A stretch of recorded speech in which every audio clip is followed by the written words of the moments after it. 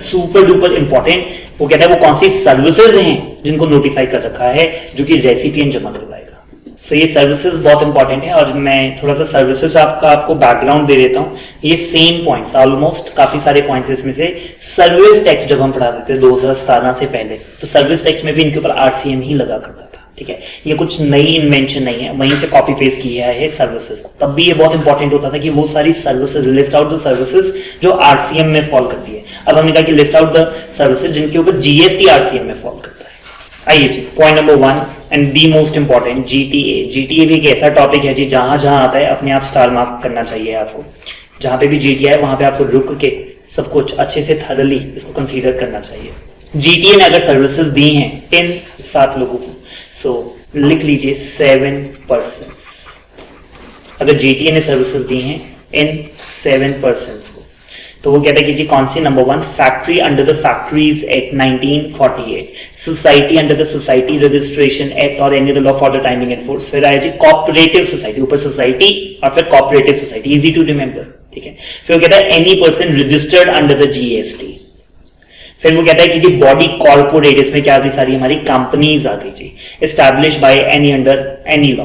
फिर आई जी पार्टनरशिप फॉर्म वेदर रजिस्टर्ड और नॉट, और पार्टनरशिप इंक्लूडिंग द एओपी, और नॉट के बाद कॉमा है जी, वेदर रजिस्टर्ड और not comma under any law including the AOP, और लास्ट में है जी CTP, that is the casual taxable person. किसी को बताओ सीटीपी क्या होता है?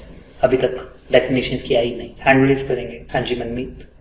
सर इसमें जैसे होता है कि फॉर एग्जांपल कोई पर्सन है जो लुधियाना में उसका सारा बिजनेस है, सब कुछ जीएसटी नंबर उसका ही है, लेकिन by chance he goes for an exhibition in Delhi, तो वहाँ पे उसकी मतलब पॉसिबिलिटी है कि उसकी सेल हो सकती है वहाँ पे, पर वहाँ पे वो रजिस्टर्ड नहीं है, उसके पास जीएसटी नंबर नहीं है, तो उसको कैजुअल टैक्सेबल पर्सन मानेंगे, उसको वहाँ पे वो करवाना पड़ेगा फॉर दैट पीरियड, और उस जो भी उसको लगता है कि इतनी अमाउंट की उसकी सेल्स होंगी तो वो उतनी पेमेंट या उसका टैक्स पहले से पे कर दें। ठीक है जी, perfectly said. When you are registered in one state but you want to provide supply from another place directly, तो मैं लुधियाना से बैठे बैठे पूरे इंडिया क्या लंदन यूके भी भेज सकता हूँ सामान। ठीक है, बट मैं दिल्ली में जाकर सप्लाई करना चाहता हूँ, जैसे कि आपने कहा कि एग्जीबिशन आप वहां पे लगा रहे हैं। ठीक है, सो टेम्परेरी सा है, तो आप वहां पे फुल फ्लेज रजिस्ट्रेशन नंबर नहीं लेना चाहते, तो आप सीटीपी के तौर पे अपने आप को रजिस्टर करवा लेते हैं। तो अगर कोई सर्विसेज सीटीपी को भी मिली है, सो दैट केस उसको भी क्या मान लिया जाएगा कि जीटीए ने अगर इन 7 लोगों को सर्विसेज दी है। मैं दोबारा से एक बार आपको पढ़ा देता हूँ। Number 1 was the factory under the factories act, फिर आया जी सोसाइटी, फिर आया कॉपरेटिव सोसाइटी। फिर वो कहते हैं कि अगर आप जीएसटी में रजिस्टर्ड है, किसी भी एक्ट में, आईजीएसटी और एक में, और ये पॉइंट रजिस्ट्रेशन वाले चैप्टर में आएगा कि अगर आप किसी एक एक्ट में रजिस्टर हो जाते हैं तो deemed to be registered in all other acts, तो 25 बार रजिस्ट्रेशन करवाने की जरूरत नहीं है। किसी भी एक एक्ट में अगर आप रजिस्ट्रेशन में आ गए तो आप सब में ही रजिस्टर्ड माने जाते हैं। फिर आई जी बॉडी कॉर्पोरेट और पार्टनरशिप, ये भी मिलती जुलती है, और लास्ट में आई जी सीटीपी। मैं कैसे याद करता हूं मैं आपको बताता हूं। पहले एक फैक्ट्रीज एक्ट हो गया, सोसाइटी और कॉपरेटिव सोसाइटी एक कॉम्बिनेशन, कंपनी और फर्म एक कॉम्बिनेशन, रजिस्टर्ड अंडर जीएसटी और रजिस्टर्ड एज सीटीपी, ये दोनों भी एक कॉम्बिनेशन। तो ये 7 हमारे पास हो जाते हैं। ठीक है, लेकिन वो कहते हैं कि सर अगर किसी ने सिर्फ टीडीएस डिडक्ट करने के लिए जीएसटी लिया है तो वो पॉइंट नंबर डी के अंदर फॉल नहीं करेगा। डी क्या है? Registered under the GST. तो वो कहता है कि जी अगर किसी पर्सन ने सिर्फ टीडीएस डिडक्ट करने के लिए, टीडीएस इनकम टैक्स, हमने कहा कि नहीं जीएसटी में भी टीडीएस है, तो जीएसटी का टीडीएस डिडक्ट करने के लिए अगर आपने जीएसटी में अपने आप को एनरोल करवाया है तो उसके ऊपर ये रिवर्स चार्ज मैकेनिज्म नहीं लगेगा। तो हमने कहा कि अच्छा ऐसे कौन से लोग हैं जो सिर्फ टीडीएस डिडक्ट करने के लिए, तो गवर्नमेंट ने कहा कि हम, ठीक है, हम इसमें आते हैं। तो हमने कहा आप वैसे ही डायरेक्ट बोल देते, ये क्या घुमा फिरा के बात बोलते हो। ठीक है, आपको कुछ कह सकते हैं, आप बोल देते कि हमने नहीं ये जमा करवाना, तो ठीक है फिर।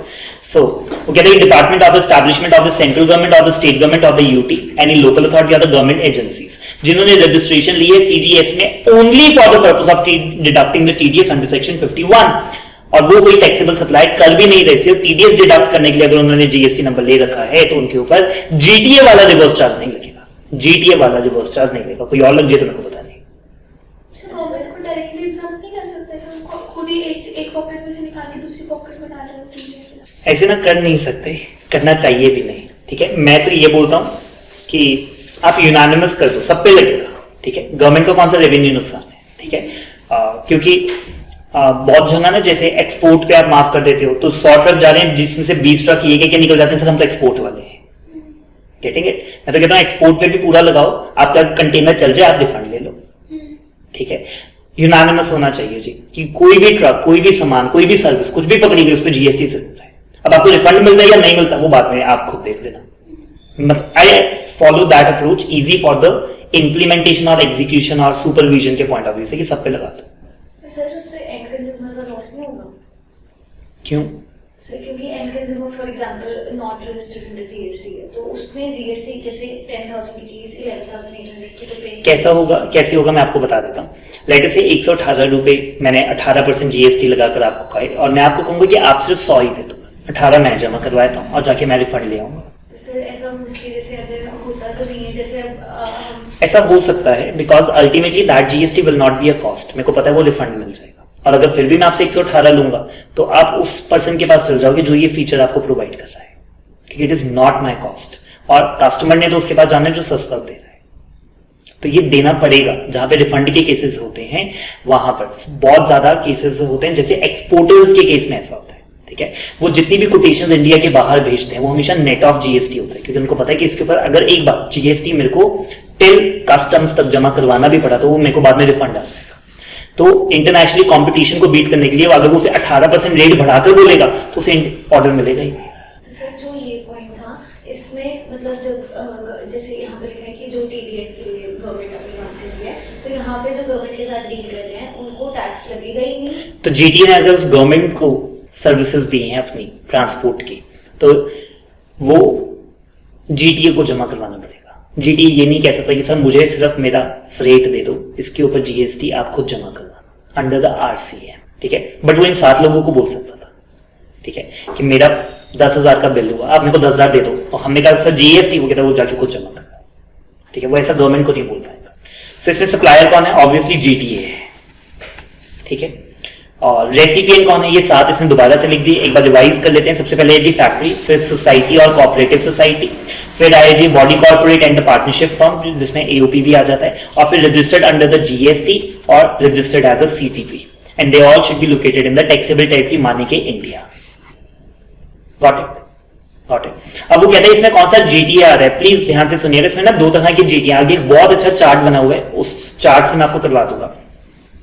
तो एक जीटीए कहता है कि सर हमें एफसीएम आरसीएम में पढ़ना ही नहीं, ठीक है? We want to keep it simple, ठीक है?